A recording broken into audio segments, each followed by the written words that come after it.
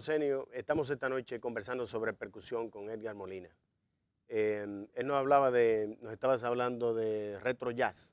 ¿Cuál es el concepto de retro jazz? Porque uno lo escucha y uno dice, bueno, ¿es música retro? ¿De qué estamos hablando? O sea, ¿cuál es el concepto retro con respecto al jazz? Bueno, lo de retro viene por la pregunta de dónde yo había tenido la oportunidad de hacer música, tocar folclore, pero llevado a otro lugar. Retro Jazz es un proyecto que trabaja la música de compositores dominicanos, canciones que han sido populares, escritas por compositores dominicanos, en género como el merengue, la salsa, y se han tomado esas canciones que muchas veces no se le hace, vamos a decir, que el reconocimiento al compositor. Se toman esas canciones de esos compositores conocidos, esas canciones tan conocidas, y se llevan al jazz. Esa es la magia que tiene el proyecto Retro Jazz. Pero, de igual manera, dentro de lo que es el movimiento del jazz, como me preguntaba, estoy involucrado en proyectos, por ejemplo, recientemente un proyecto junto a José Jacobo, que es un pianista de mi generación, y donde estamos haciendo un énfasis en lo que es los ritmos folclóricos mezclados con el jazz y con otras expresiones del mundo. O sea, buscar la forma de que sí haya una inserción. Exacto. Esa es la idea. Sí, es como ya esa inquietud que comienza a surgir cuando tú te ves envuelto ya en un, vamos a decirlo, en un sector ya de la música estable, que tú ves que tú dices, bueno, hay que buscar la identidad. ¿Por qué la identidad? Porque cuando salimos de aquí del país a un festival internacional, ¿Qué es lo tuyo? No, ¿qué es que lo yo no tuyo? sé. Exacto. Que yo toco igual que alguien. No. Exacto, es decir, yo toco tal instrumento, sí, pero ese instrumento es de allí, es de aquí, y el tuyo, El tuyo. ¿qué tú trajiste? ¿Qué tú tienes tuyo? Entonces, esa búsqueda nos ha hecho a un grupo de músicos, no hablaría solo de mí, a interesarnos en esa exportación de la música autóctona dominicana y Ahora sí mezclarla entendí. donde quiera que estemos Muy bien. tocando. Por ejemplo, con Santana. Santana en Woodstock arranca con los tambores y con Entra su esa música. influencia de su música afrocubana. Entonces, nosotros estamos en ese movimiento y junto con lo que son nuestras influencias también del jazz, estamos creando un movimiento que se llama el Afro-Dominican Jazz. Es decir, estamos buscando una identidad realmente a lo que estamos haciendo. Claro, y ahí entran los tambores. O Ahí sea, la entra identidad todo de lo los que es la tambores. identidad sonora dominicana, no solo en los tambores, en la forma de tocar la guitarra, en la forma del acordeón. Tenemos grupos como Yacer Tejada, impresionante, que fue, vamos a decir que uno de los primeros de la generación mía que está trabajando en ese género del Afro-Dominican Jazz. Okay. Y entonces tienen los instrumentos clásicos, la guitarra, el bajo, Guitarra, todo. bajo y Lo todo. único que entra es el elemento de percusión. Y como te explico, no solamente entra el instrumento de percusión, entra también lo que es traducir los tambores, traducir la percusión folclórica en los instrumentos. Por ejemplo, el caso de Isaac Hernández, que tiene su proyecto. Traducirlo sería tocarlo otro instrumento como si fuera este. Exactamente. Por ejemplo, Isaac es guitarrista. Entonces, Yoshimelo es guitarrista. Y como guitarrista toman las influencias de los tambores o de la música folclórica dominicana y la llevan a la guitarra. ok, utilizando la guitarra Utilizando misma la como guitarra percusión, como si fuera, pero con la cuerda. Exacto. Y melódicamente, porque también la música, nuestra música, no es solo la percusión, están los cantos. Claro. Los twinning. En los campos se usaba eso siempre, que era un tipo de melodía que eran combinadas, o sea, como si fuera poesía. Exacto. Pero era para hacer alegoría de situaciones que pasaban en el pueblo. Están los cantos de hacha que se utilizan durante el trabajo.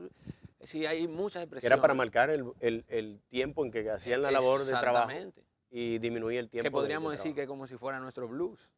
Sí, sí, tiene el sabor a la amargura del trabajo y a la satisfacción Y de la ahí labor vuelve cumplida. el jazz. Entonces, ahí vuelve el jazz, ahí vuelve todo eso que envuelve.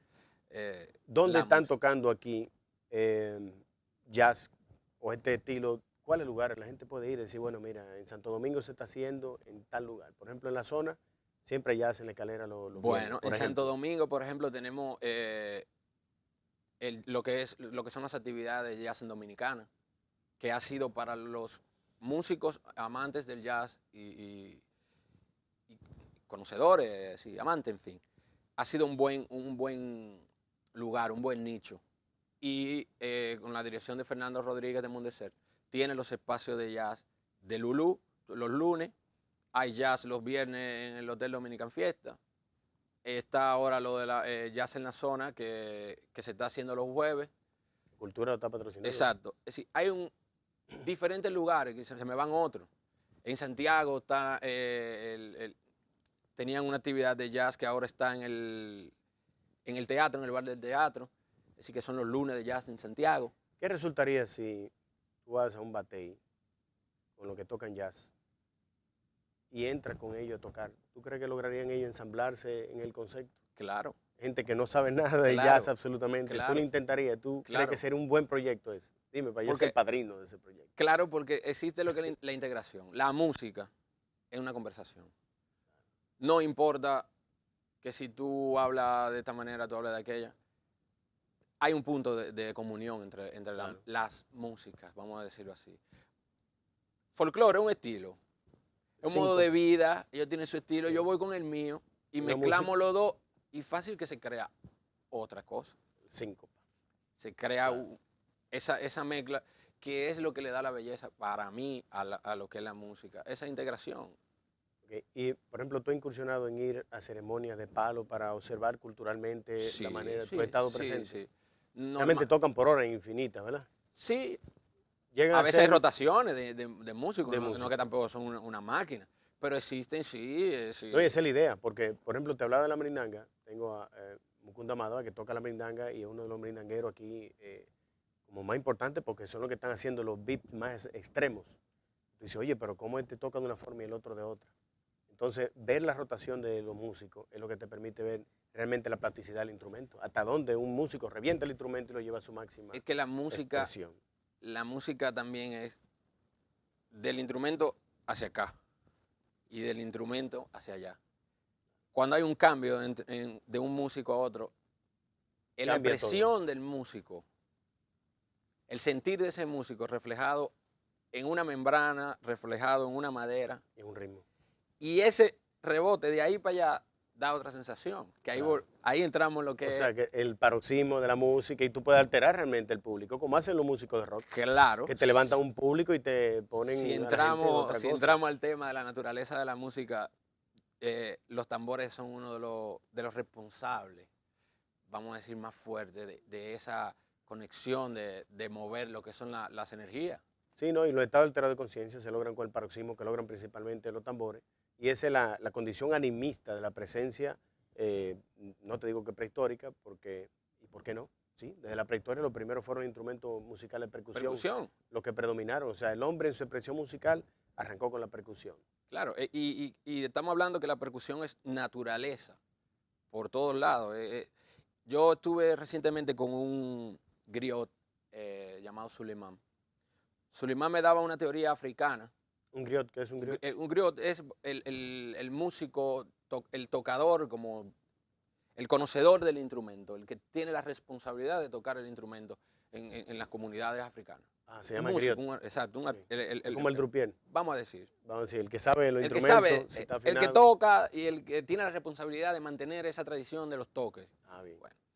Y él me hablaba de la responsabilidad tan grande que tiene un tocador de tambor. Y él no entraba en un punto que él decía, para que exista el tambor, deben de morir dos seres, el árbol y el animal. Y a veces el hembra da un cuero diferente al varón, ¿verdad? Sí, en cuanto a lo que es el color del tambor.